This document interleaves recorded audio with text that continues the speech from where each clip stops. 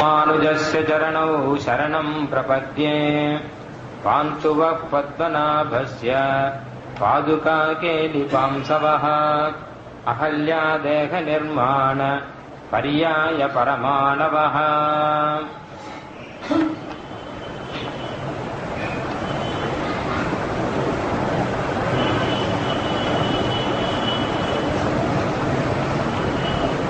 निश्शङ्कः तत्त्वदृष्ट्या निरवधिगदयं प्राप्य संरक्षकं त्वां न्यस्य त्वत्पादपद्मे वरद निजभरः निर्भरो निर्भयोस्मि.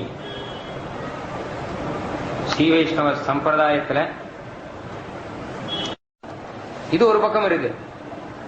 இன்னொரு பக்கம் பார்த்தா மதம் இருக்கு. உங்க மதம் என்ன, நீங்க என்ன பண்ண போறோங்க கேட்டா, நாங்க சமாசயனம் பண்றோம், நாங்க பரநியாசம் பண்ணிக்கிறோம், இதுதான் எங்க மதம் அப்படி நாம சொல்லிக்கிறோம். இது மதம் இருக்கு. தரிசனம் இருக்கு ஒரு பக்கம், மதம் இருக்கு ஒரு பக்கம். ஆனா இதெல்லாம் கூட போராமல் நமக்கு நித்தியப்படி நம்மளுடைய வாழ்க்கை நெறி எப்படி அப்படிங்கறத காமிச்சு கொடுக்கக்கூடிய ஒரு சம்பிரதாயம் அதுவும் நமக்கு இருக்கு. சம்பிரதாயம்னு வேணா அதை சொல்லலாம். ஆனா அது காலமா வந்துட்டு இருக்கு இந்த சம்பிரதாயம், பகவானுடைய சம்பிரதாயமாகுது. அப்ப சமாசயனம் பண்ணிக்கணும், பரநியாசம் பிரபத்தி பண்ணிக்கிறோம். அதுக்கப்புறம் என்ன பண்ணணும் அப்படிங்கறத ரொம்ப முக்கியமா சொல்றா. பரநியாசம் பண்றதுக்கு முன்னாடி என்ன பண்ணணும் கேட்டா, சமாசயனம் பண்ணிட்டு வைஷ்ணவன் ஆகணும். ஆகிய எம்பெருமான் கிட்ட பொறுப்பை ஒப்படைச்சுட்டா அதான் பரநியாசம். பரண பொறுப்பு, ஞாசம்னா ஒப்படைப்பு. பொறுப்பு நாமளே வச்சுட்டு இருக்கோமா, நம்மளை ரட்சிக்கிற பொறுப்பு, நம்மளை நாமளே ரட்சிக்கிறோம், எல்லாம் நாம பாத்துக்கலாம் அப்படின்னு ஒரு பொறுப்போட நாம இருக்கோம். ஆனா நம்ம பொறுப்பெல்லாம் ஒண்ணும் நடக்காது. அந்த பொறுப்பை பகவான் கிட்ட ஒப்படைச்சிட்டோம்னா அவன் ரட்சிப்பான் நம்மள. இந்த தேகத்துக்கு அப்புறம் நம்மளே வச்சுட்டோம் வச்சுக்கோங்க, அடுத்த ஜென்மம் என்ன ஆகுங்கிறது நமக்கு தெரியாது. ஆனா பகவான் கிட்ட ஒப்படைச்சுட்டா அடுத்த ஜென்மமே இல்லாமல் சீவி கொண்டம் கொடுத்துருவான். அப்படி பொறுப்பை ஒப்படைக்கிறதா பரநியாசம். இந்த பரநியாசம் பண்ணி முடிச்சப்புறம் ஒரு ஸ்ரீ வைஷ்ணவன் என்ன பண்ணணும் அப்படிங்கிறது தான் சாஸ்திரத்துல பெரிய விஷயமா சொல்லியிருக்கா. முதல்ல ஒரு கேள்வி, இந்த மாதிரி கேள்வியே கொஞ்சம் தப்பு இதுல. ஏன்னா பரநியாசம் பண்ணி முடிச்சப்புறம் என்ன பண்ணணும் கேட்டா, பரநியாசம் பண்ண அப்புறம் ஒண்ணும் பண்ண வேண்டாங்கிறது தான் பதில். ஒண்ணுமே பண்ண வேண்டாம். ஏன்னா எப்போ பொறுப்பை ஒப்படைச்சுட்டானோ அதுக்கப்புறம் நாம பண்றதுக்கு என்ன இருக்கு, மொத்த பொறுப்பையும் ஒப்படைச்சுட்டேன். அகம் மத் ரக்ஷண பரஹா மத் ரக்ஷண பலம் ததா ந மமங்கிறாம. நானும் என்னுடைய ரக்ஷண பொறுப்பும் என்னுடைய ரக்ஷணத்தினாலே வரக்கூடிய பலன் மூர்த்தியும் சேர்த்து சமர்ப்பிச்சுட்டான். சேர்த்துட்டு நம்மம்மா இதுல எதுவுமே எனக்கு கிடையாதுன்னுட்டான். ஸ்ரீபதே ரேவ, இது பகவானுக்கு தான் அப்படின்னு தன்னையும் சேர்த்து பகவான் கிட்ட ஒப்படைச்சாச்சு. அப்ப நாம என்ன பண்ணணும்னா, இனிமே பண்ண வேண்டியது ஒண்ணும் இல்லை அப்படிங்கறதா சரியான ஒரு சமாதானம். பண்றதுக்கு இனிமே ஒண்ணும் கிடையாது, நிம்மதியா இருக்கலாம். அததான் நிசம்சயா சுகமாஸ்வ பெருமாளே, நீ சந்தேகமே இல்லாமல் நிம்மதியா இரு. சுகமாஸ்வங்கிறது அழகான வார்த்தை. சுகமா இரு, எதை பத்தியும் கவலைப்படாத, நிம்மதியா இரு. நிம்மதியா இருன்னு அர்த்தம். அப்புறம் ஏதாவது பலனோ ஏதாவது வருமான்னு கேட்டா, எது சுக துக்கங்கள்லாம் வருமே கேட்டா, வந்தா கூட நமக்கு அதை பத்தி கவலை கிடையாது. நாம நிம்மதியா இருக்கோம். ஏன்னா பகவான் இருக்க, நமக்கு எதை பத்தியும் கவலை இல்லை. எப்படியானால் அசோகவனத்துல சீதா தேவி இருந்தாராம். சீதா பிராட்டி இருந்தது உதாரணமா காண்பிக்கிறார். சரைஸ்து சங்குலாம் கிருத்வா லங்காம் பரபலார்த்தனஹ மாம் நயேத் எதி காபுஸ்தா தத்தஸ்ய சதிசம் பவேத். ஆஞ்சநேயர் சீதா தேவி கிட்ட ஒரு வார்த்தை சொன்னார். அம்மா பிராட்டியே, நீர் கவலையே படாதியும், எதுக்கு இத்தனை துக்கம் கஷ்டப்பட்டு இருக்க, கண்ணுல ஜனம் விட்டு அழுதுட்டு இருக்குங்க, என் தோல்ல ஏறிக்கோங்க, நான் கொண்டு போய் விட்டுருவேன். நேர பெருமாள் சந்நிதியில கொண்டு போய் சமர்ப்பிச்சுடுறேன். எப்படி ஆனால் நம்ம அக்னியில ஆகுதி பண்றோம், இந்திராய ஸ்வாஹா சோமாய ஸ்வாஹான்னு. இந்த அக்னி பகவான் நேர அந்த ஆகுதி எடுத்து இந்திரன் கிட்ட கொண்டு போய் கொடுக்கறானாம். அந்த ஆகுதியை எடுத்து சோமன் கிட்ட கொண்டு போய் கொடுக்கறானாம். ஏன்னா இந்திராய ஸ்வாகான்னு சொல்லி நம்ம இந்திரனுக்கு கொடுக்கலையே, அக்னிக்கு தானே கொடுக்கிறோம். சோமாய ஸ்வாகான்னு சொல்லி சோமனுக்கு கொடுக்கலையே, அக்னிக்கு தானே கொடுக்கிறோம்.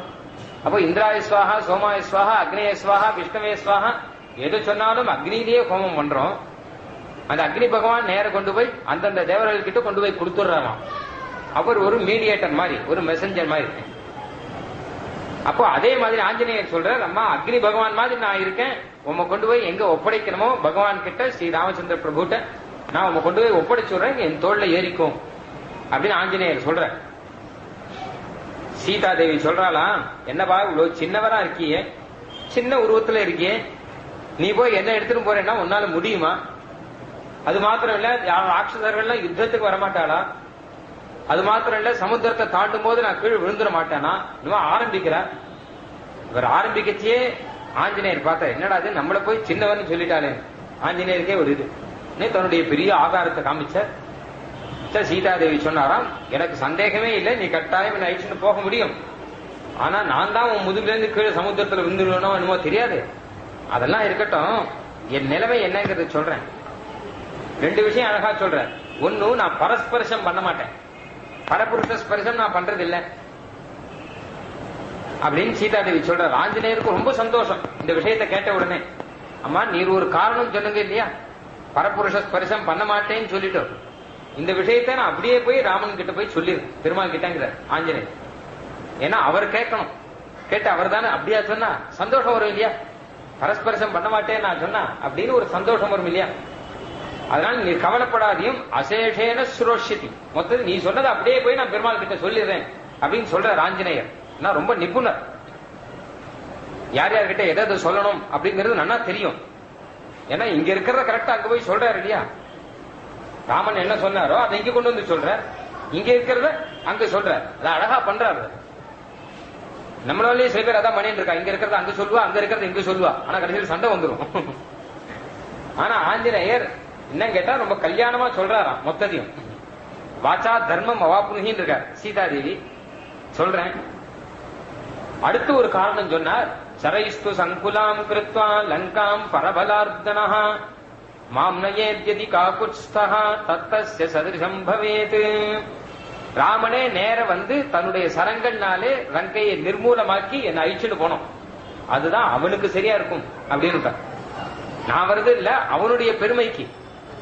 ஏன்னா யாரோ ஒருத்தன் வந்து இங்கிருந்து சீதாதேவி அபகரிச்சுன்னு போனானா, திரும்பி யாரோ ஒருத்தன் வந்து கொண்டு வந்து விட்டானா அப்படின்னு இருந்தா நீ என்ன பண்ண? அவருக்கு ஒரு பெருமை இல்ல, அவரே வந்து ஜெயிச்சு லங்கையை நிர்மூலமாக்கி என்ன அழிச்சுன்னு போனா தத்து தஸ் சதிர்ஷம் பவே, அதுதான் அவருக்கு ஏத்தது அப்படின்னு சீதாதேவி சொன்னாராம். ஆஞ்சநேயருக்கு இதுலயும் ரொம்ப சந்தோஷம். இது வெறும் சாதாரண வார்த்தை இல்ல, ஒரு பெருமாள் கிட்ட அத்தனை விசுவாசம்.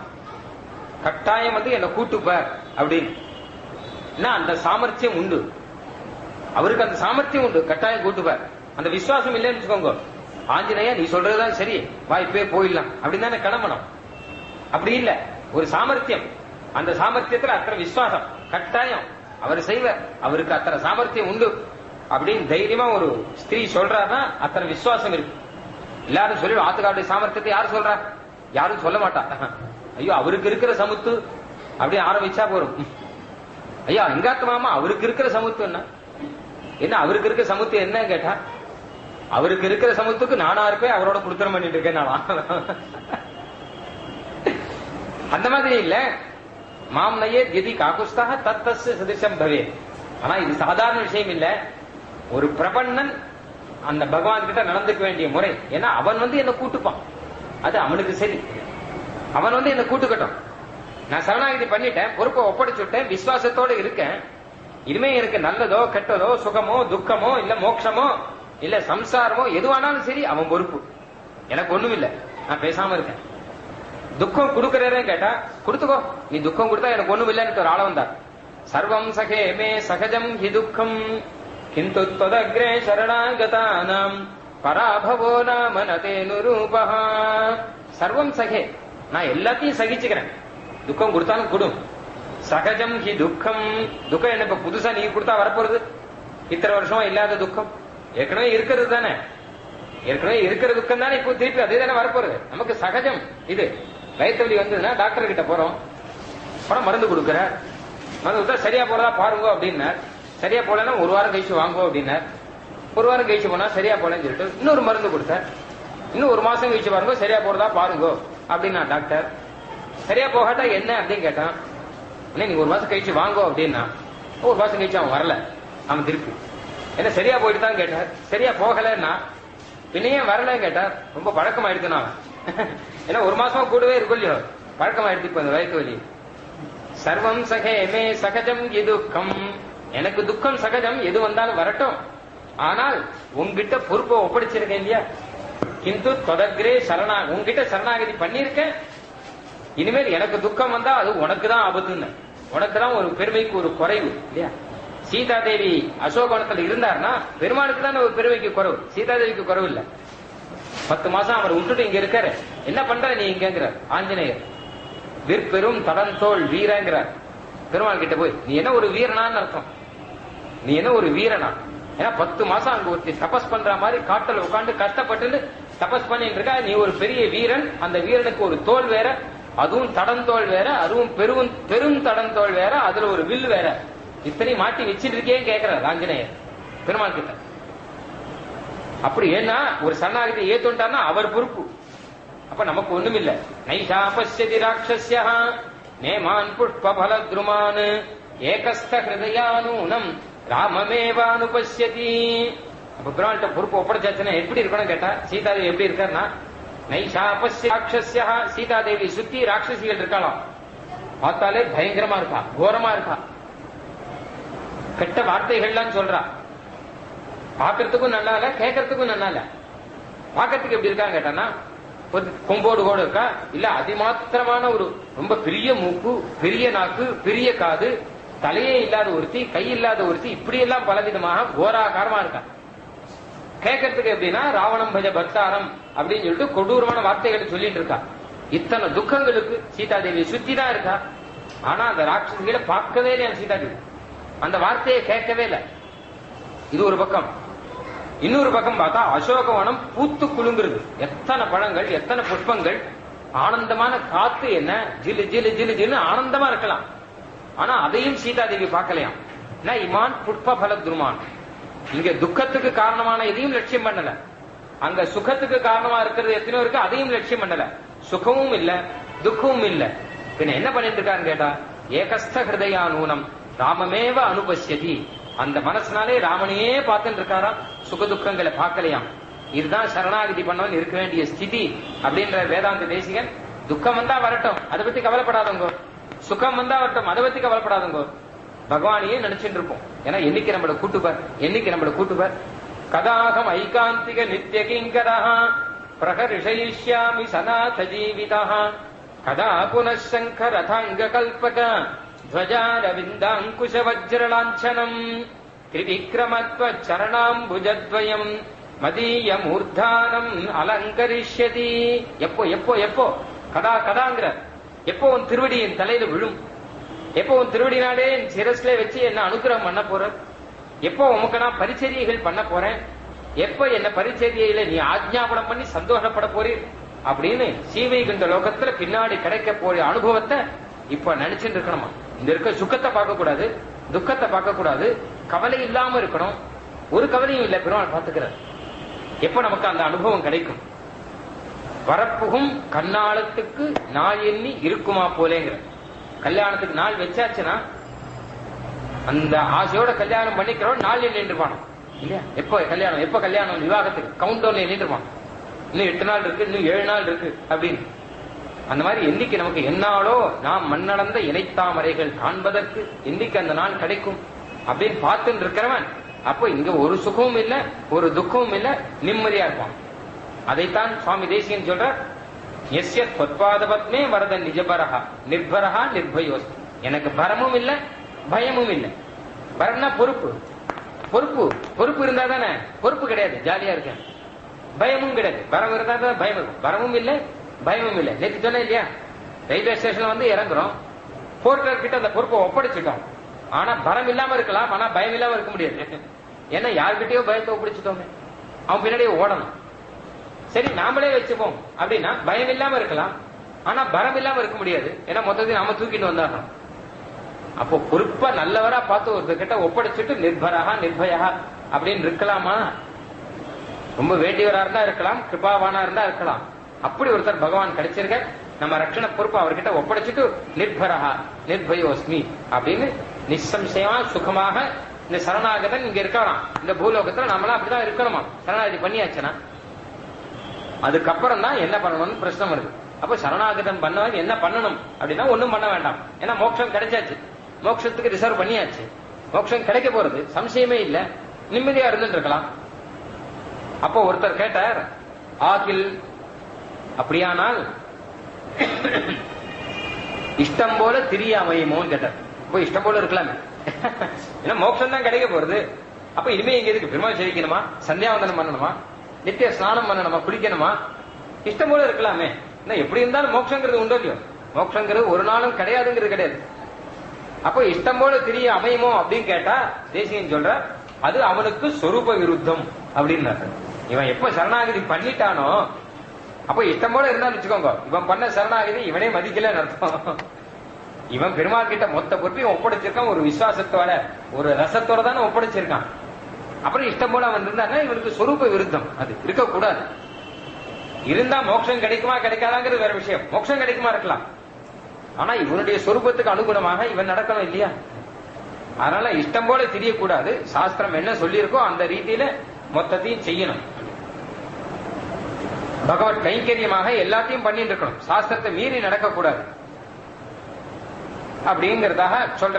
அதுக்காக நாம எப்படி நடக்கணும், நம்மளுடைய தினசரி வாழ்க்கையை எப்படி அமைக்கணும் அப்படிங்கறத எல்லா ஆச்சாரியரும் சொல்லி கொடுத்திருக்கா.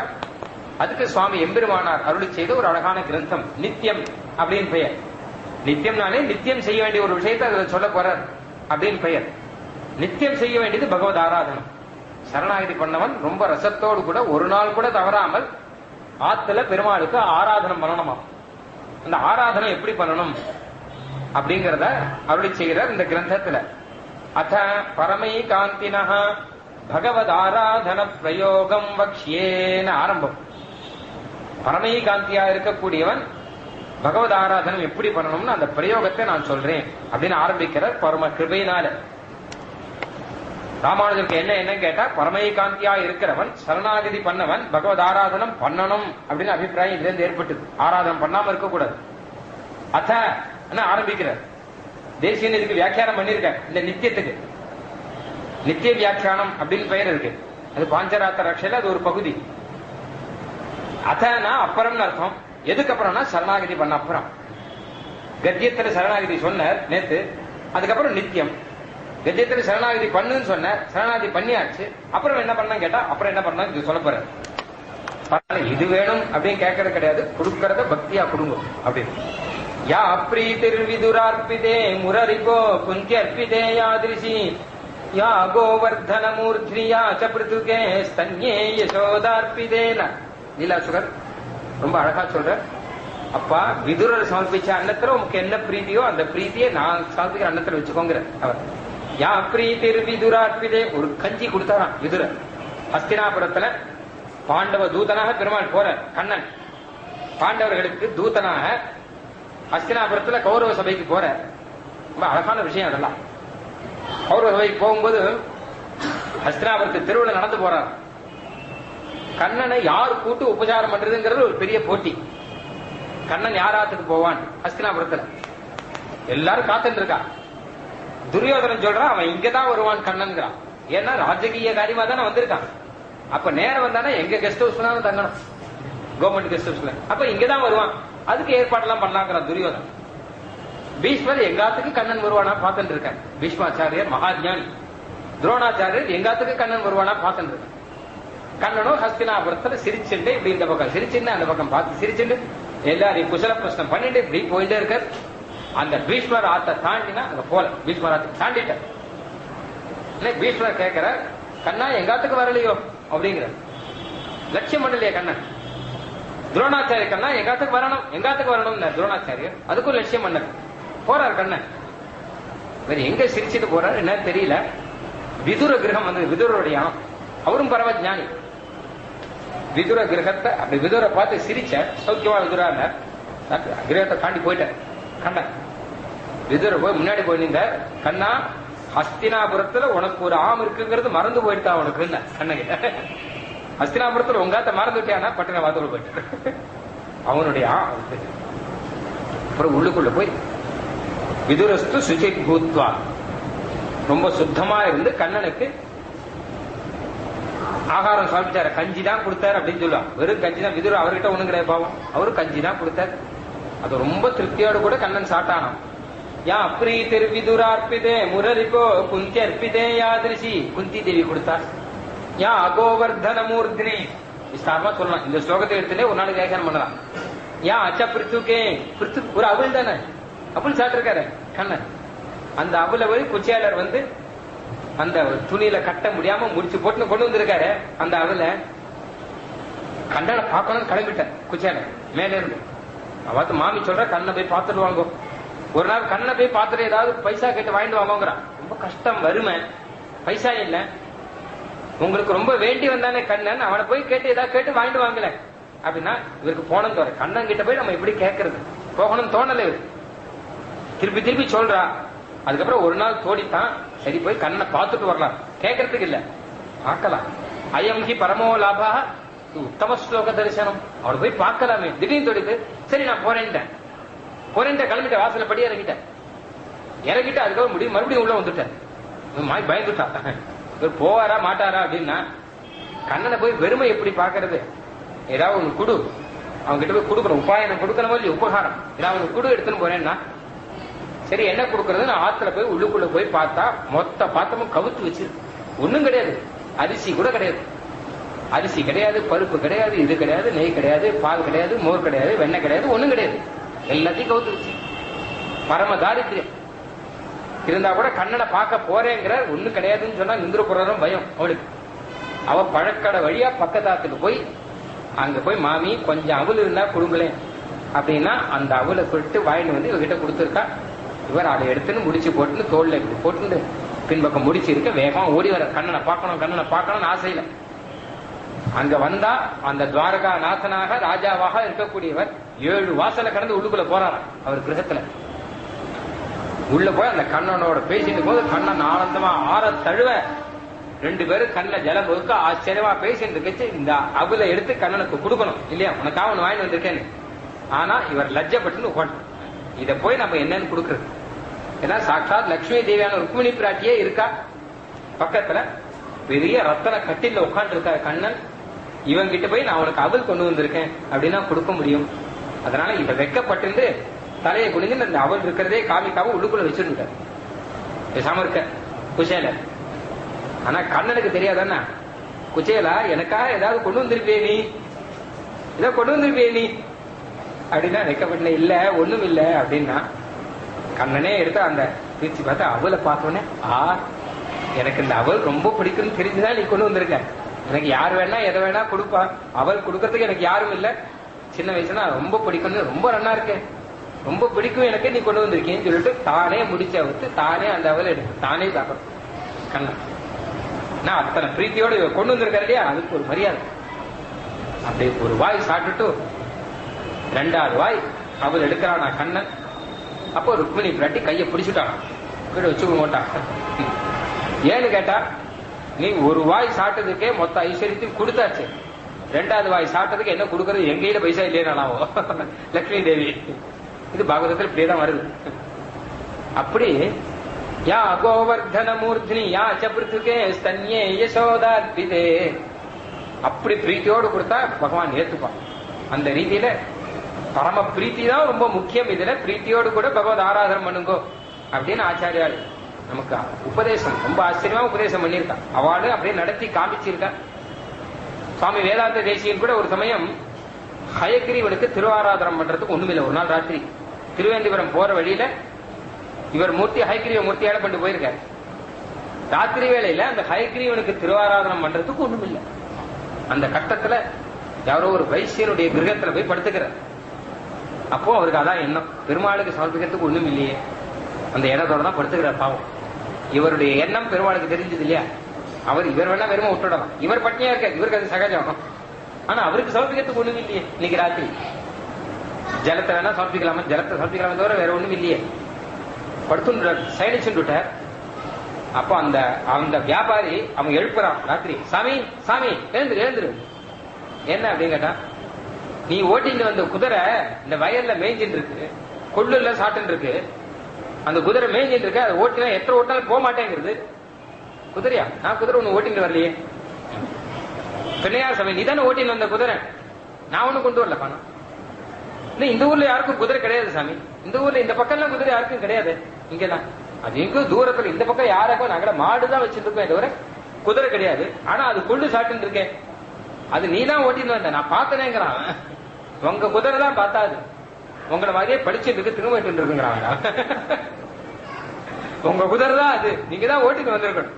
கொஞ்சம் வந்து என்னுடைய இதுல பண்ண நீங்க வாங்கல, நீங்க வந்து சொல்லுங்க அந்த குதிரை நீங்க ஓட்டியாதான் ஓடுவோம் வாங்கணும்னா. அதுக்கப்புறம் தேசியம் எழுந்து போனா அந்த குதிரை மேய்ஞ்சின்னு இருக்கு. சேவிக்கிறார் ஹைகிரீவன் பெருமாள். ஹைகிரீவன் ஏற்றிருக்கார். உடனே அந்த குதிரையை மெதுவா தடவை கொடுத்து, அப்பா கொஞ்சம் பால் எல்லாம் கொண்டு வா, கொஞ்சம் கொண்டு வா, வயல்ல இருந்து நான் ஓட்டுறேன் மெதுவா, குதிரை மெதுவா அழிச்சு வந்து கொஞ்சம் கொண்டு கொடுத்து பாலை கொடுத்து அந்த குதிரைக்கு தடவை கொடுத்து கொஞ்ச நேரம் அந்தர்தானம் ஆடி பட்டு பெருமாள் அந்தர்தானமாக தேசியனுக்கு மனசுல ஒரு திருப்தி, பரம பிரீத்தியோட கூட சைன் சொல்லி மறுநாள் காத்தால எழுந்து போயிட்டாராம். கொஞ்ச தூரம் போனவொடனே அவன் ஓடி வந்தான். அந்த வியாபாரி திரும்பி ஓடி வந்து, சுவாமி நீங்க தான் எனக்கு ஆச்சாரியன் அப்படின்னு கீழே விழுந்து சேவிச்சுட்டான். என்ன கேட்டா, அந்த குதிரையோட திருவடி பட்ட இடம் எல்லாம் அப்படியே பொண்ணு இருக்கான், மொத்தமே ரத்தனம் இருக்கு, வயல்ல கொள்ளு போய் பொண்ணு வந்திருக்கு அவருக்கு. அப்படி பரம பக்தியோடு கூட அது சேவிக்கிறான். நீர் தான் இனிமே உங்க ஆச்சாரியன், ரொம்ப சந்தோஷம் பா. சரி இரு, என்ன பண்ணணும்னு சொல்லு, நல்ல ஞானத்தை சம்பாதிச்சுக்கோ அப்படின்னா. அவன் சொன்னானா, சுவாமி ஒரு உபகாரம் பண்ணுங்க, அடிக்கடி குதிரை ஓடினோம் இங்க அவன் எங்க வயலுக்கு அப்படின்னு வேடிக்கையா சொல்லுவான். அப்படி பரம பிரீத்தியோடு கூட பெருமாளுக்கு திருவாராதனம் பண்ணி அந்த பிரசாதத்தை நாம சாப்பிட்டா ஆத்மாவுக்கு சுத்தி, சரீரத்துக்கு சுத்தி, நிச்சிந்தையாக இருக்கலாம். பிரபன்னனா இருக்கிறவன் எத்தனையோ கேள்வி எல்லாம் கேட்கிறான். பிரபன்னாவுக்கு ஆராதனை எதுக்காக பண்ணணும், ஏன்னா மோட்சம் தான் கிடைச்சிருட்டு அப்படின்னு சுயம் பிரயோஜனமாக கைங்கரியமாக பெருமாளுக்கு கைங்கரியம் ஒரு ரசமாக, அப்புறம் நம்ம சொரூபத்துக்கு அனுகூலமாக பண்ணணும்.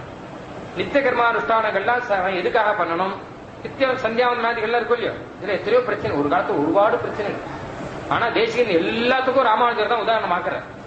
எம்பெரும் பகவத் ராமானுஜர் தன்னுடைய விருத்தாப்பிய தசையிலும் வருந்தி எழுந்து நின்று ஜலாஞ்சலி செய்தார் அப்படிங்கிற தேசிகர். ராமானுஜர் கடைசியில முடியாத திசையில கூட வருந்தி எழுந்து நின்று அர்க்கிய பிரதானம் பண்ணாராம். எழுந்து நின்றுதானே அர்க்கிய பிரதானம் பண்ணணும். எழுந்துக்க முடியாத திசையில கூட அதை அத்தனை சிரத்தையா பண்ணாராம். அதனால சரணாகிதி பண்ணேன்னு விட்டுறாதுங்கோ, அவர் பண்ணிருக்காரு பாருங்க. இன்னும் பெரிய சர்ச்சை ஒரு காலத்துல பாஞ்சராத்திர ஆகமத்துல ஒரு பிரக்கிரியெல்லாம் சொல்லியிருக்கு. அதுபடி பண்ணணுமா, இல்ல நாமெல்லாம் இப்ப விவாக உபநயனங்கள்லாம் வந்து சூத்திர ரீதியில பண்ணிட்டு இருக்கோம். அதான் ஆபஸ்தம்ப சூத்திர, போதாயன சூத்திரத்துல சொல்ற ரீதியில் நம்ம பண்ணிட்டு இருக்கோம். இந்தபடி பண்ணணுமா, இல்ல பாஞ்சராத்திரப்படி பண்ணணுமான்னு ஒரு பெரிய பிரச்சனை. ஏன்னா பாஞ்சராத்திரத்துல மொத்தம் பகவானுடைய பேர் தான் வரும். இது வந்து அக்னேய சுவாகா, சோமாய சுவாகா எல்லாம் வரும் இதுல.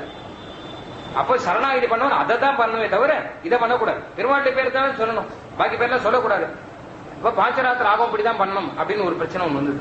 தேசியம் தான் எல்லாத்துக்கும் நிர்ணயம் பண்ணிட்டார். அவர் சொல்லிட்டார் அதெல்லாம் கிடையாது, அவாவா சூத்திரப்படி தான் பண்ணணும்னு. ஏன்னா அழகான காரணம் ஒண்ணு சொல்ற, நல்ல காரணம் சொல்ற.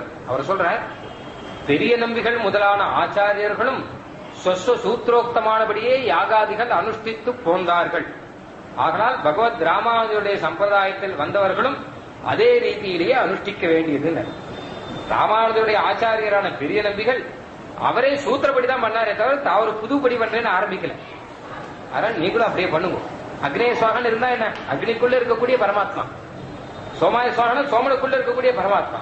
ஏன்னா இந்த நித்தியத்திலேயே ராமானுஜர் சொல்ற தேவ ரிஷி பித்ருன்னு, தேவ தர்ப்பணம் ரிஷி தர்ப்பணம் பித்ரு தர்ப்பணம் எல்லாம் பண்ணலாமா கேட்டா, தேவர்களுக்குள்ள இருக்கக்கூடிய பரமாத்மா, ரிஷிகளுக்குள்ள இருக்கக்கூடிய பரமாத்மா. பித்ரு தர்ப்பணம்னா பித்ருகளுக்குள்ள இருக்கக்கூடிய பரமாத்மா, அவருக்கு தான் தர்ப்பணம், பித்ருக்களுக்கு இல்ல. பித்ருகளுக்குள்ள இருக்க பரமாத்மாவுக்கு தர்ப்பணம். அப்படி நினைச்சிட்டு பண்ணுவோன்னு பித்ரு தர்ப்பணத்தை. ஏன்னா எங்க பிதா தான் மோட்சத்துக்கு போயிட்டாருங்கிறான் அவன், அவருக்கு எதுக்கு தர்ப்பணங்கிறான். அவர் சரணாகதி பண்ண, அவர் சீவி கொண்டதுக்கு போயிட்டார், அவருக்கு எதுக்கு தர்ப்பணம் பண்ணணும் கேட்டா அவருக்கு பண்ணல, அவருக்குள்ளுக்குள்ள இருக்கக்கூடிய பரமாத்மாவுக்கு பண்ண.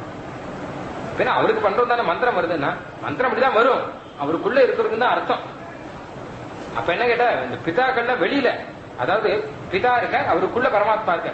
ஒருத்த அப்படியே வந்தான், எம்எல்ஏ வரான்னு வச்சுக்கோங்க, வரானா ஒரு பெரிய மாலையை வாங்கி அவருக்கு போட்டான்.